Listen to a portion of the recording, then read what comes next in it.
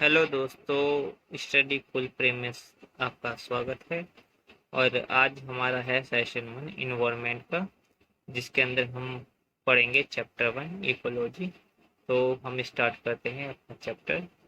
तो आज हम इसके अंदर देखेंगे जो टॉपिक है उससे रिलेटेड डेफिनेशन, इसका हिस्टोरिकल बैकग्राउंड, इन्वायरमेंट और उसके कंपोनेंट, ऑर्गेनाइजेशन जो होते हैं किस किस लेवल पे होते हैं इकोलॉजी के अंदर, इकोसिस्टम और कंपोनेंट ऑफ इकोसिस्टम।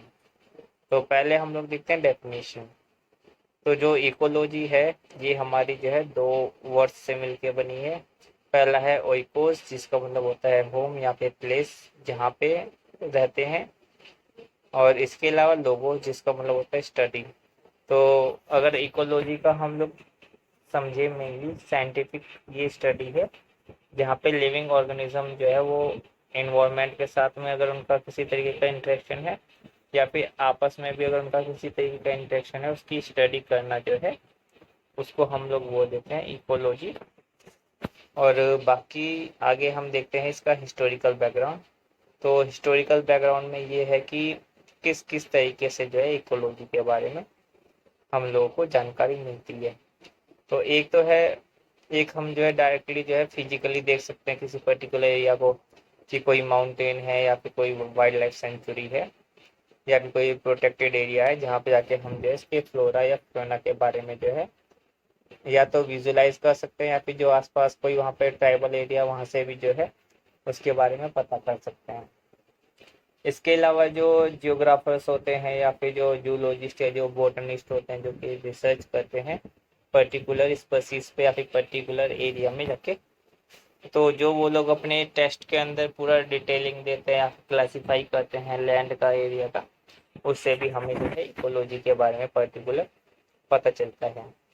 इसके अलावा अगर हम देखें कि जो इन्वायरमेंट है इसके कंपोनेंट क्या क्या होते हैं, मतलब कि कौन कौन से तत्व होते हैं इन्वायरमेंट के अंदर। तो इन्वायरमेंट में एक तो हमें मिलेगा एबायोटिक और दूसरा मिलेगा बायोटिक। तो जो बायोटिक है ये जनरली जो है रिलेट करता है जो कि लिविंग ऑर्गेनिज्म हो गए वहाँ से।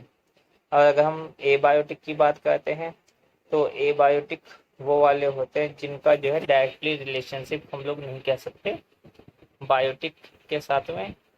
और ये जनरली जो हमें देखने को मिलेगा ये फिजिकल फिनोमिनन देखने को मिलता है एबायोटिक के अंदर, जैसे कि एनर्जी हो गई, रेडिएशन हो गया, टेम्परेचर हो गया, हीट हो गया। इसके अलावा वाटर है, एटमॉस्फेरिक गैसेस है, या फिर ग्रेविटी है, सॉइल है, टोपोग्राफी है, ये हम लोग जो है ये बायोटिक के अंदर देख सकते हैं। बायोटिक के अंदर हमें देखने में क्या क्या मिलता है, तो इसके अंदर हमें मिलेगा जैसे ग्रीन प्लांट हो गए, इसके बाद में कोई नॉन ग्रीन प्लांट है, किसी तरह का बैक्टीरिया है, पैरासाइट हो गया। इसके अलावा सिम्बायोनेंट्स हो गए, इसके अलावा एनिमल हो गया या फिर ह्यूमन बींग हो गया, इसके अंदर आता है। इसके अलावा अगर हम इसको आमतौर पर समझें तो हम लोग इसको ऐसे भी समझ सकते हैं कि मान लीजिए कि ये पर्टिकुलर जो है पॉन्ड का सिस्टम हो गया, ठीक है। और यहाँ पे हमें जो है देखने को मिल गई एक तरीके से कोई फिश है, ठीक है। ये हम लोगों को मिल गई इधर फिश, ठीक है। और ये प्रॉपर पूरा यहाँ पे वाटर हो गया, ठीक है। और यहाँ पे हम लोगों ने ले लिया किसी भी तरीके के पेड़ पौधे हो गए या फिर कोई की पत्तियां हो गई, ठीक है। और इसके अलावा ऊपर हम ले लेते हैं सन, अपना सूरज, ठीक है।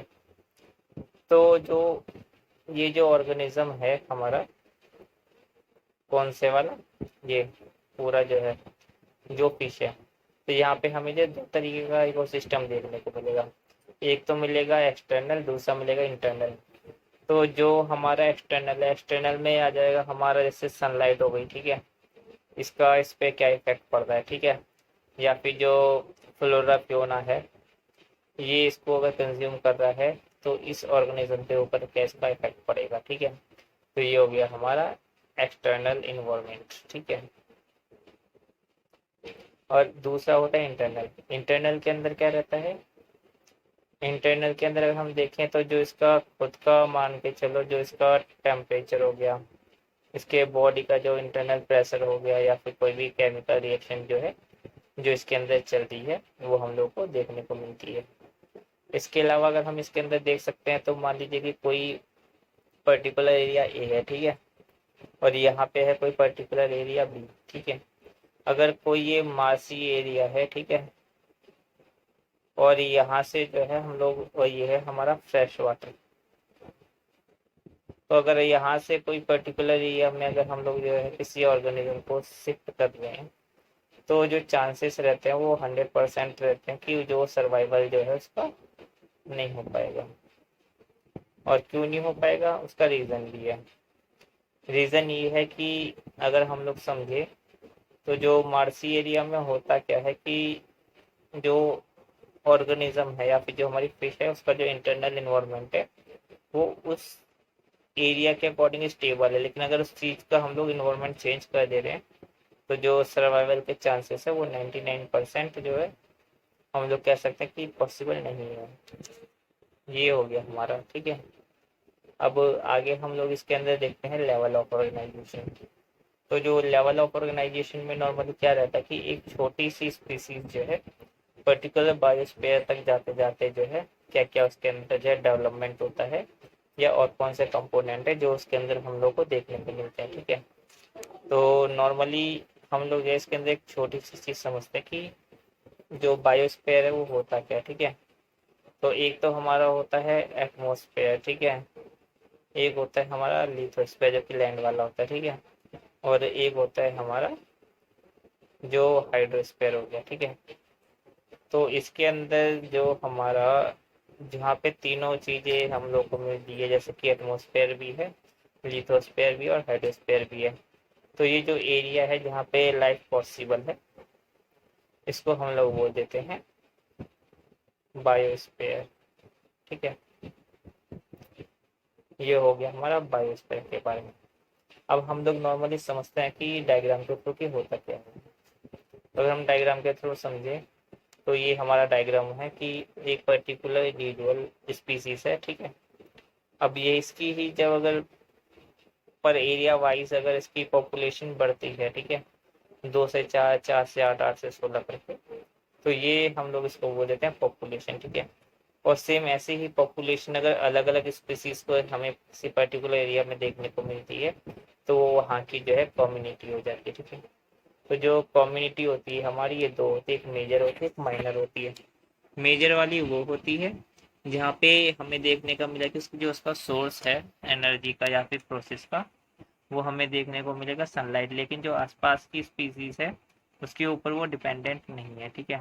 और माइनर में क्या होता है, माइनर में वो स्पीसीज आती है जो कि आसपास की जो स्पीसीज है वो उनके ऊपर डिपेंडेंट होती है। अब आते हैं हम लोग इकोसिस्टम। तो मान लीजिए कोई कम्युनिटी है, ठीक है, और उसके आसपास का जो एरिया है जहाँ पे उसका आपस में किसी तरीके का इंटरेक्शन है या फिर उस सिस्टम के साथ में उसका इंटरेक्शन या इफेक्ट पड़ता है, तो उसको हम लोग बोल देते हैं इकोसिस्टम। फिर इसके बाद में हम आते हैं बायोम पे।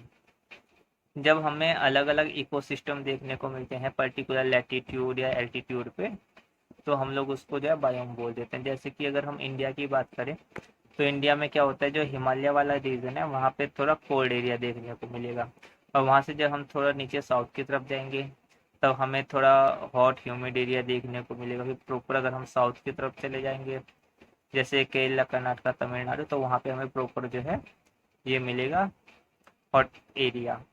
तो इससे हमें क्या पता चलता है कि ऊपर हमें आइस मिल गई, नीचे हमें थोड़ा वाटर टाइप का एरिया मिल गया, फिर उसके नीचे हमें जो है प्लेनी एरिया मिल गया। तो हर जगह पे जो है अलग अलग हमें जो है बायोम देखने को मिलेगा। और जो बायोम भी जो है हर एरिया का अपना अलग अलग होता है, एक जैसा हर जगह पे हमें नहीं देखने को मिलेगा और ना ही ये होता है। और बायोस्फीयर के बारे में अभी मैंने आपको बता ही दिया है। अब इसके आगे चलते हैं इकोसिस्टम के बारे में, जो इसकी नॉर्मल डेफिनेशन होती है। तो किसी भी तरीके का स्ट्रक्चर है या फिर कोई फंक्शनल यूनिट है बायोस्फीयर के अंदर जो कि लिविंग इंडिविजुअल की कम्युनिटी की है उसके साथ में जो जुड़ के चली है उसको हम लोग बोल देते हैं क्या, इकोसिस्टम। तो इसके अंदर फिजिकल इन्वायरमेंट भी आएगा या फिर अगर वो आपस में इंटरेक्ट कर रहे हैं आपस में या फिर एक्सचेंज ऑफ उनके बीच में किसी तरीका हो रहा है मटेरियल का, उसको भी जो है इकोसिस्टम में इंक्लूड किया जाता है। और अगर हम कंपोनेंट देखें इस इकोसिस्टम के, तो एक तो हो गया हमारा बायोटिक। बायोटिक के अंदर नॉर्मली रेनफॉल हो गया, प्रेसिपिटेशन है, टेम्परेचर है, सबस्ट्रेटम है, मटेरियल है, एनर्जी हो गई। इसका इकोसिस्टम के अकॉर्डिंग क्या इफेक्ट देखने को मिलता है, ये होता है।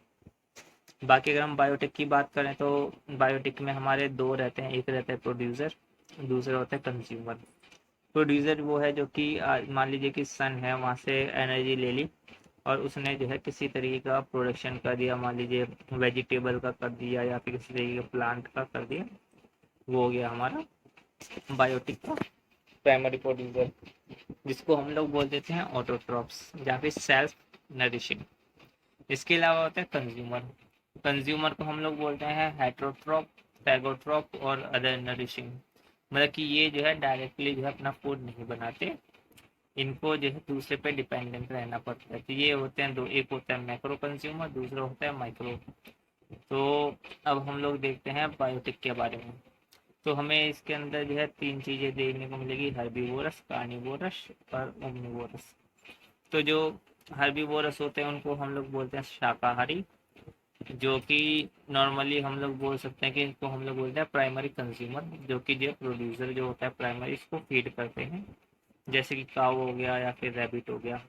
दूसरे होते हैं हमारे ये सेकेंडरी कंज्यूमर। सेकेंडरी कंज्यूमर वो होते हैं जो कि प्राइमरी कंज्यूमर को जो है फीड करते हैं या फिर खाते हैं। और इसके अलावा अगर हम लोग कार्निवोरस की बात करते हैं इसके अंदर, तो कार्निवोरस जो है वो हमारे सेकेंडरी कंज्यूमर की जो है कैटेगरी में आते हैं और इनको जो है टर्शी कंज्यूमर भी बोल दिया जाता है, जैसे कि लॉयन है अगर वो वॉल्फ को खाता है इस केस में। और जो ओमनिवोरस हो गया, नॉर्मली ये हो गए जो कि हमारा प्लांट और एनिमल दोनों को खाते हैं। अगर हम इसको डायग्रामेटिक व्यू में समझे थोड़ा, तो हमें देखने को क्या मिलेगा, जैसे मान के चलो कि यहाँ पे हमें देख लिया हमने प्रोड्यूसर हो गया, फिर इसके बाद में हमें देखने को मिल गया ये ग्रास होपर, एक तरीके से प्राइमरी कंज्यूमर। फिर टोड है जो कि इसको कंज्यूम करेगा, और इसके अलावा जो वॉफ है, ये फॉक्स, ये इसको कंज्यूम करेगा। तो ये हो गई एक तरीके की जो फूड चेन हम लोग इसको बोल देते हैं एक तरीके से। अब इस जो पूरी प्रोसेस के अंदर जो है क्या रहेगा कि जब ये अपने आने वाले टाइम में डिके होंगे या फिर एंड हो जाएंगे, तो इनको जो इनका ऑर्गेनिक मटेरियल है उसको कौन यूटिलाइज करके जो है दोबारा से इसकी प्रॉपर साइकिल में लाएगा, वो लाते हैं डिकम्पोजर। ठीक है, तो डिकम्पोजर नॉर्मली करते क्या, जो डिकम्पोजर है उन्हीं को बोला जाता है सेप्रोट्रॉप्स और माइक्रो कंज्यूमर, या फिर इसको बोल देते हैं ओस्मोट्रॉप्स करके। तो इसमें जैसे कि बैक्टीरिया हो गया, फंगाई हो गया, ये एनर्जी लेते हैं या फिर न्यूट्रिएंट लेते हैं जो भी ऑर्गेनिक मटेरियल जो है वो डिकम्पोज हुआ है प्लांट का या फिर एनिमल ओरिजिन का, और इनका जो एंड प्रोडक्ट होता है ये रहता है ऑर्गेनिक न्यूट्रिएंट, जो कि बाद में जो है इकोसिस्टम की जो साइकिल होती है उसके अंदर दोबारा से जो है रीयूज हो जाता है। इसके अलावा अगर हम लोग देखें तो जो अर्थवर्म है ये नॉर्मली जो है हम लोगों को देखने को मिलता है इस केस में, और दूसरा हमें देखना मिलता है सॉइल के ऑर्गेनिज्म रहते हैं जैसे कि नेमेटोड है या फिर आर्थ्रोपोड्स हो गए, ये देखने को मिलेंगे। ये जो है डेट्रिस फीडर होते हैं और इन्हीं की हेल्प से जो है ऑर्गेनिक मैटर को जो है डिकम्पोज किया जाता है, इसलिए इनको जो है डेट्रीवोरस बोलते हैं। इसके साथ में जो है हमारा ये चैप्टर जो है खत्म हुआ। धन्यवाद। तो दोस्तों अगर आपको हमारा ये लेक्चर अच्छा लगा तो इसको लाइक, सब्सक्राइब और शेयर करें, और इसके अलावा जो है आगे भी लोग उसको शेयर करें ताकि जो है इसका लोग ज़्यादा से ज़्यादा बेनिफिट उठा सकें, और इसका जो है ज़्यादा से ज़्यादा रिवीजन करें ताकि आगे चल के आप उसको जो है आप अच्छा बेनिफिट उठा सके और एग्ज़ाम से पहले जो है आपका क्विक रिवीजन हो जाए इस टॉपिक से रिलेटेड। बाकी की जो भी इससे रिलेटेड वीडियोस रहेंगी ये इसकी प्लेलिस्ट में जो है अपडेट कर दी जाएंगी, तो आप जो है हमसे कनेक्टेड रहें और सब्सक्राइब करके जो है नोटिफिकेशन ऑन करके रखिएगा ताकि जो भी वीडियो आए वो आपको जो है पहले उसका नोटिफिकेशन मिल सके। धन्यवाद।